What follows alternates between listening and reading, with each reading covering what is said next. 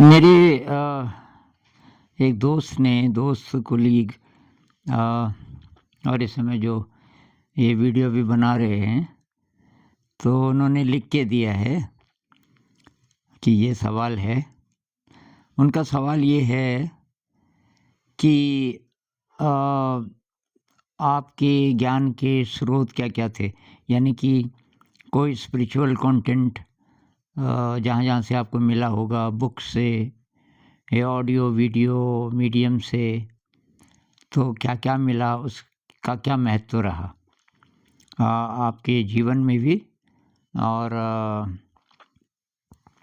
और फिर मतलब इसका क्या महत्व हो सकता है किसी भी मेडिटेटर की ज़िंदगी में? ये उनका प्रश्न है कि जो ज्ञान हम बाहर से एक्वायर करते हैं। अब 2 चीज़ें हैं, एक तो हम जो अपनी प्रैक्टिस करते हैं और अपने ही अनुभव से सीखते रहते हैं। दूसरा ये है कि इन चीज़ों का भी महत्व होता है।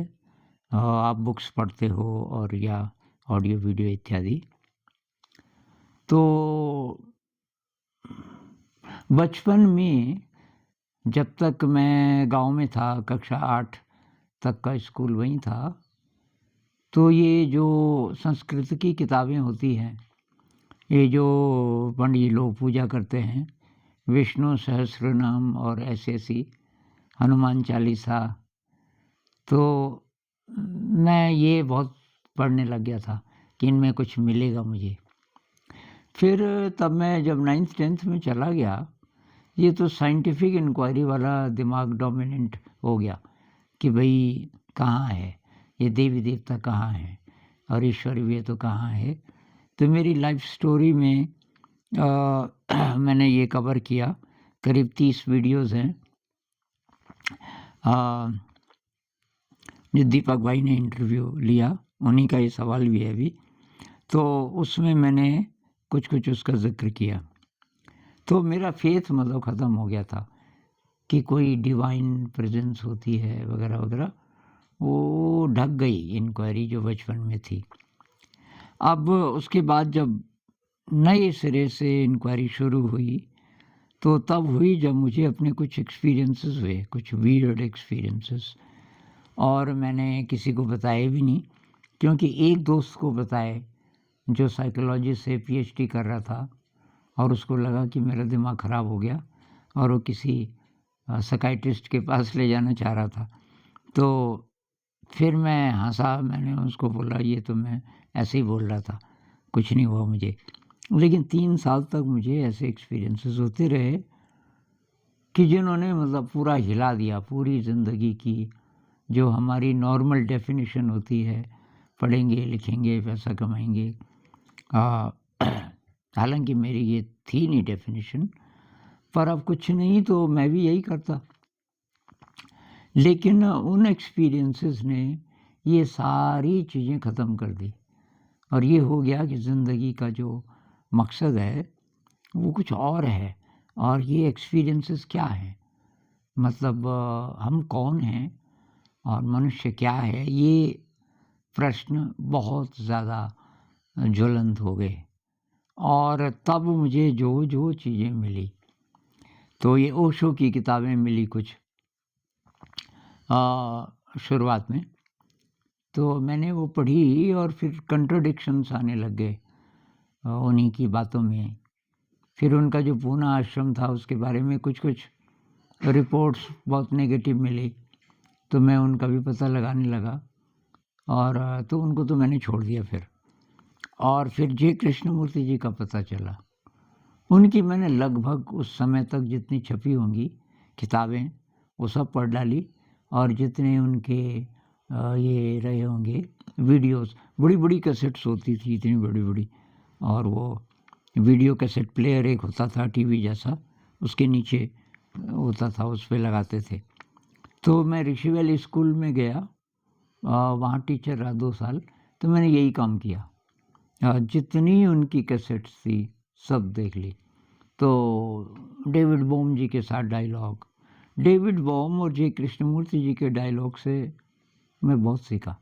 उनकी किताब है the ending of time, the ending of time, कमाल की। और फिर उसके बाद डेविड बोम की ही किताबें, अनफोल्डिंग मीनिंग एक किताब है, साइंटिस्ट हैं डेविड वॉम, और कमाल की किताब। साइंटिस्ट हैं लेकिन उनकी जो इंक्वायरी है वो स्पिरिचुअलिटी से भी मिलती है।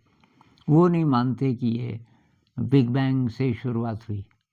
वो कहते हैं जैसे हमारी हिंदू मिथोलॉजी में है कि अनादि है, ये ब्रह्मांड कब से है, तो ये अनादि है, ये कई ब्रह्मांड बनते रहते हैं, ख़त्म होते रहते हैं, इस बात को मानते हैं डेविड वॉम। और तो उनसे बहुत प्रेरणा मिली। रमण महर्षि जी के बारे में थोड़ा बहुत पढ़ा।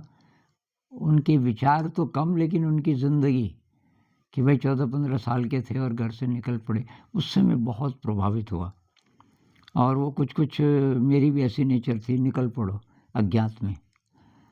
तो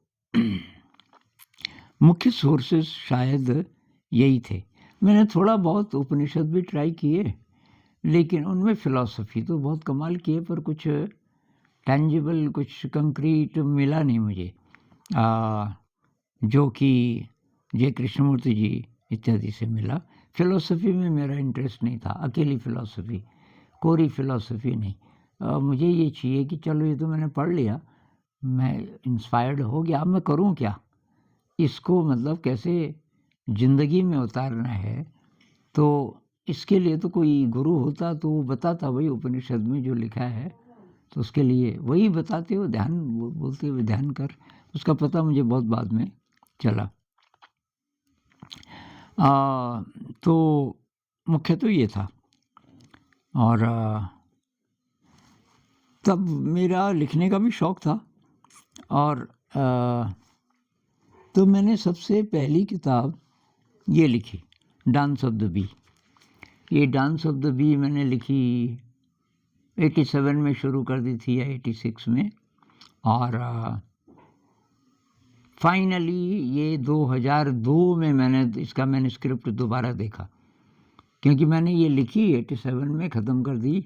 और फिर मुझे लगा कि यार शायद इसको छापें या ना छापें, पैसा भी नहीं था छापने के लिए। तो मैंने एक दोस्त के यहाँ रखा हुआ था मैन्युस्क्रिप्ट, और फिर मैं भूल गया इसके बारे में। तो घूमते घामते मैं फिर पूरा भारत भ्रमण किया, और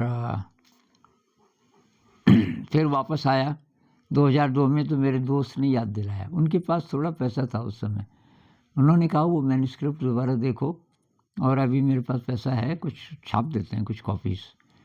तो तब मैंने थोड़ा इसमें चेंजेस किए, और तब ये छपी डांस ऑफ द बी।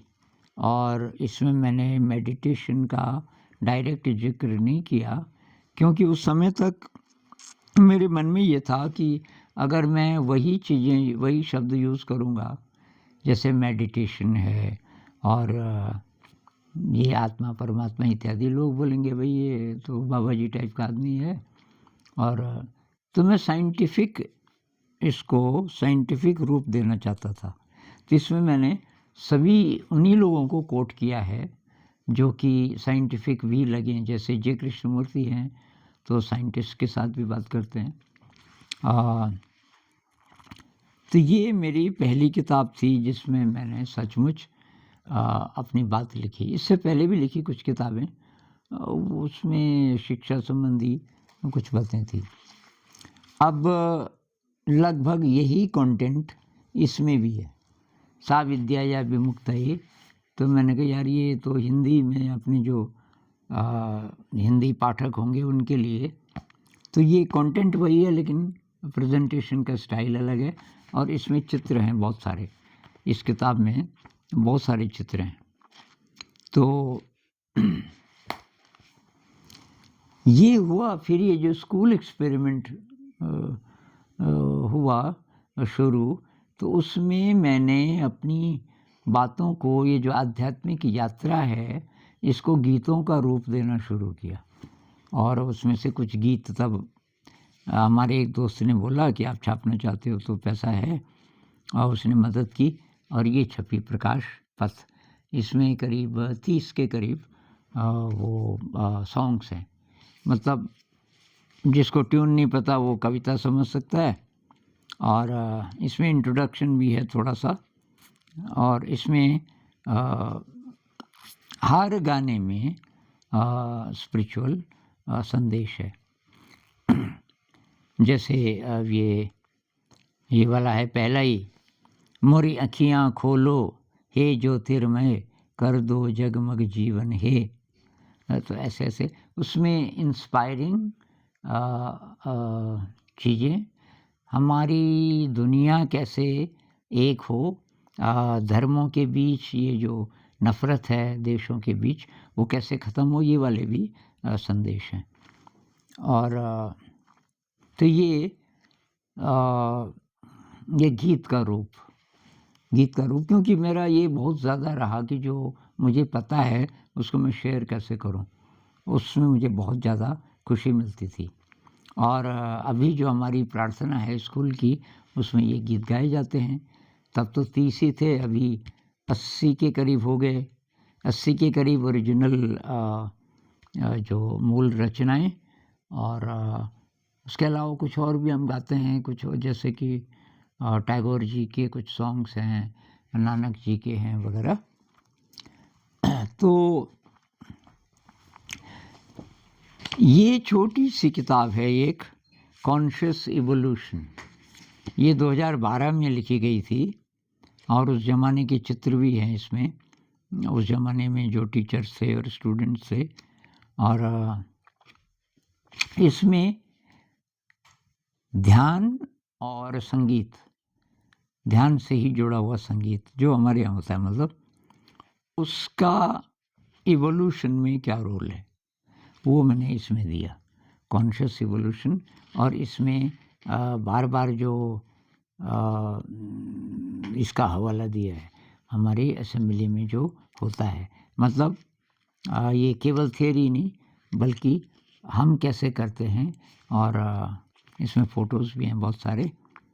तो ये कभी दोबारा छापेंगे मेरे ख्याल से इसको, और कभी न कभी आप तक ये पहुंच जाएगी। तो ये थी यात्रा। तो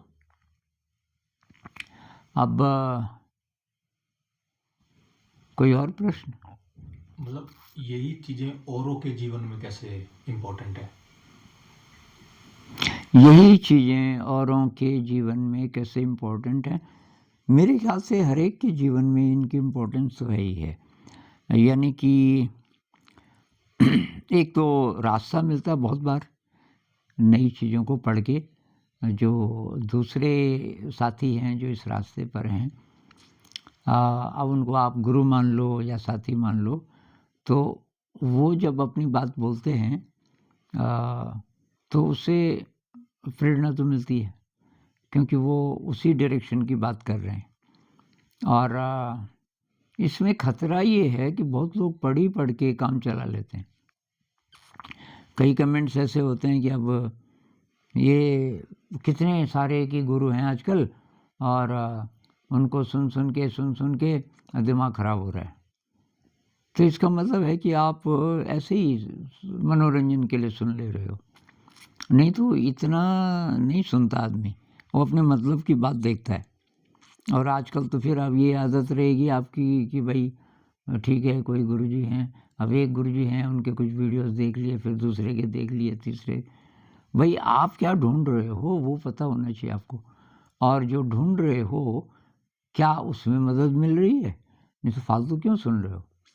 तो हर एक की ज़िंदगी में मेरे ख्याल से तो ये इसका महत्व है। आप जहाँ जाना चाहते हो, बहुत सारे ट्रैवलर्स हैं, कोई पहुँच गया वहाँ, वो वहाँ से बोलता है, कोई रास्ते में है लेकिन उसको पता है यही रास्ता है, और उसकी बात करता है।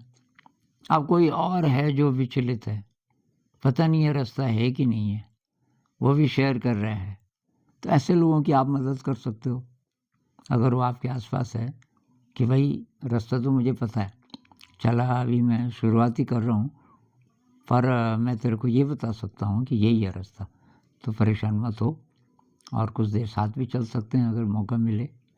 तो ये इसका तो है महत्व तो बहुत ज़्यादा है। कोई और प्रश्न?